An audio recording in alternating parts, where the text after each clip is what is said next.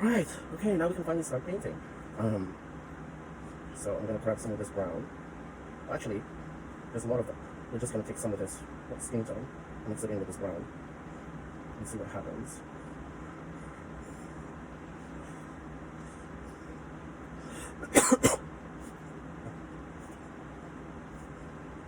Grab some yellow, this one.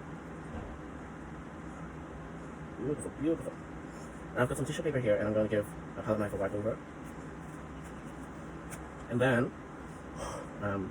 we're going to go in with his highlights first, so where the light is coming from the most. So I've got this brush here, this Greek flat brush. Flat brushes are usually recommended for acrylics. So I'm going in with the highlight.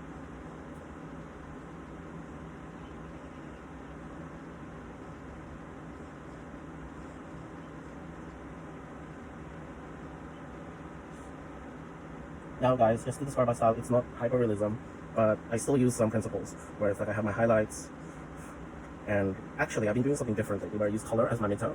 So that's that. We're just going to go in with the highlights first.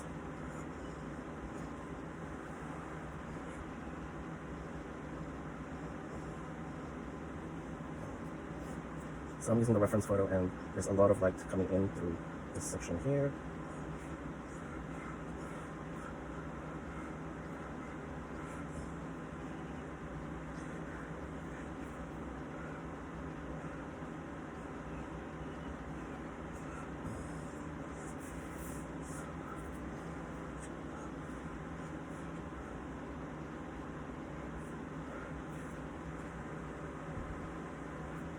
Okay. So we're just gonna wet the brush, and we're gonna do a wash. Just a wash, so that we don't lose the underdrawing underneath. So there we go. Here. There we are. Okay.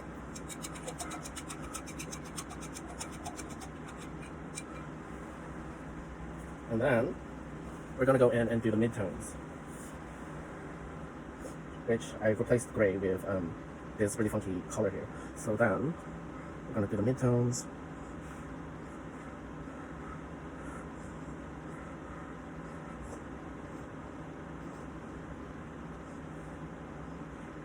Notice how like I'm observing the light and like observing the line drawing. So yeah, my style isn't hyper realistic, but it has like realism principles. So that's that.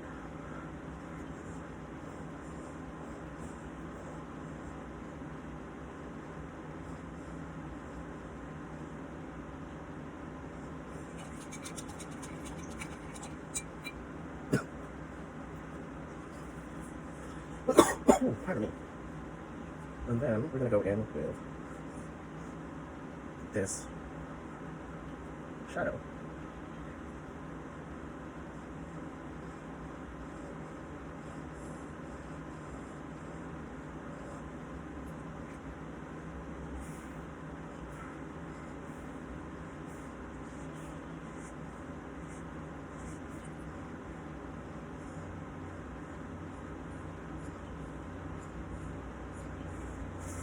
Okay, so that's done.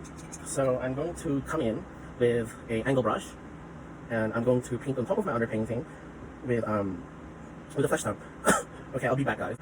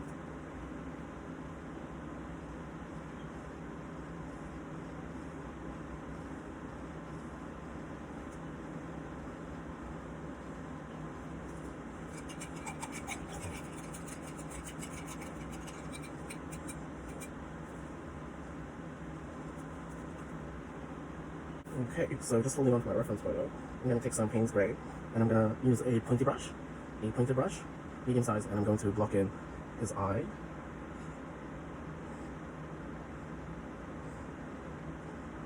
Then an eyebrow.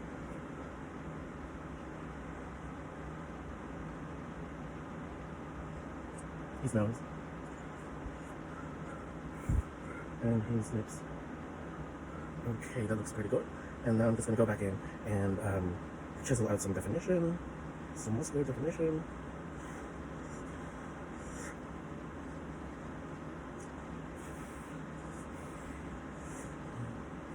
Where his clavicle is.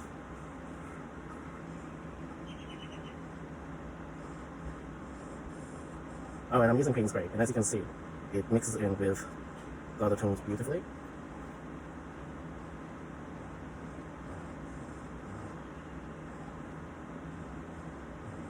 Okay, so we added definition so that we can actually see his neck. Forward. And then some ab structure.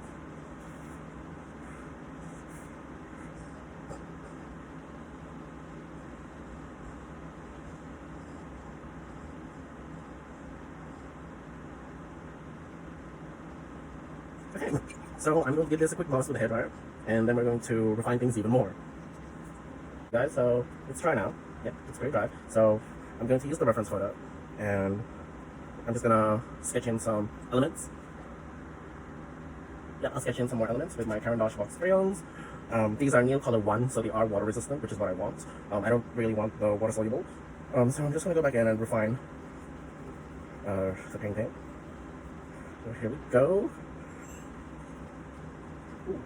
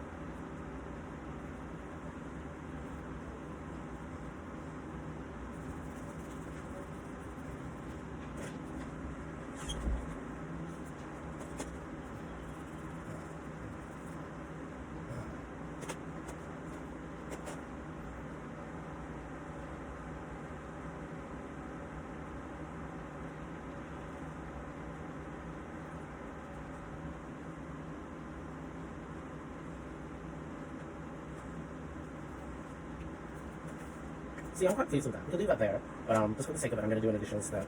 So, we've given this paper such a beating so far. Thank God we've layered it on. So it's like, we have the paper underneath, we have the paper that I glued on top, watercolor, underpainting, overpainting, and then we're refining with the drawing. But now we're just going to give it another switch of water. Don't be afraid of the water, guys. It is your friend. It is your friend. And then I'm going to go in with some of my Quink ink. Quink, so you see there? It's a really beautiful ink because it separates into several different tones. And then I'm going to get my pointer brush, which I've cleaned off. And then I'm going to do some ink splatterings.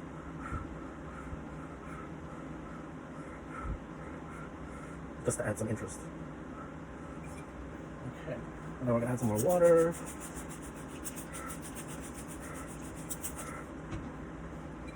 And then I'm going to grab my big brush and I'm going to go in and spread it around some.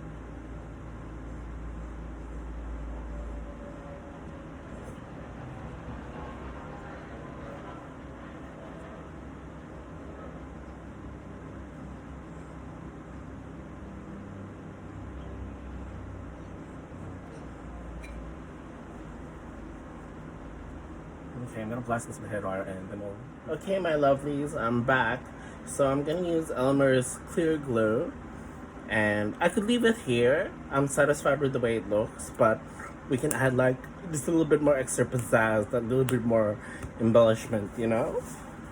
So I'm going to get the clear Elmer's glue with the nozzle, with the squishy tip. And then I'm going to draw some lines.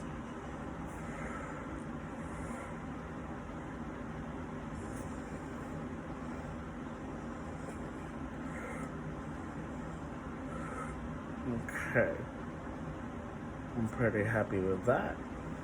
And then I'm going to get this glitter. This is just random glitter. I don't know how else to describe it. It's red glitter, but I decided to go with red because there's gonna be 3-tone color scheme going on. So then you've got the blue, the yellow, and then we're gonna add some of the red. So notice how I'm just sprinkling it on top, nonchalantly. Now, with this, I'm gonna actually leave this to set aside to dry. I'm going to go meet a friend for lunch, and I'll be back from my little lunch date. And then I'll show you how to shake off the excess.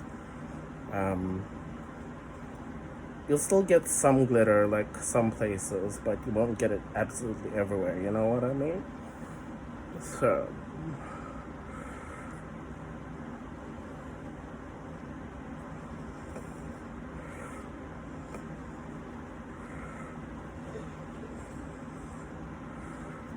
there we go.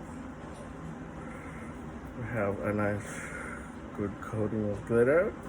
And I'm gonna leave this to air dry. I'm not gonna use the hairdryer because if I use the hairdryer on this, it will just blast glitter everywhere. So I'm just gonna leave this to air dry for about a couple hours, 3 hours maximum. 4 hours is the best, and then I'll come shake everything off. Okay. See you soon. I'll come shake everything off. Okay, guys. I'll be back in 4 hours. See you guys soon. Okay, my loves, this is the final piece. See what I mean by shaking off the glitter? Oh my god, it's so epic, really. It looks so powerful, so strong. Almost looks like murder, but it looks so awesome. It's sick. And I like how the glitter's obscured his face, so it's like more mysterious. Oh my god, so nice. So nice. Anyway, guys, I'm pretty exhausted, so I'll leave you to it. Okay. Bye, guys.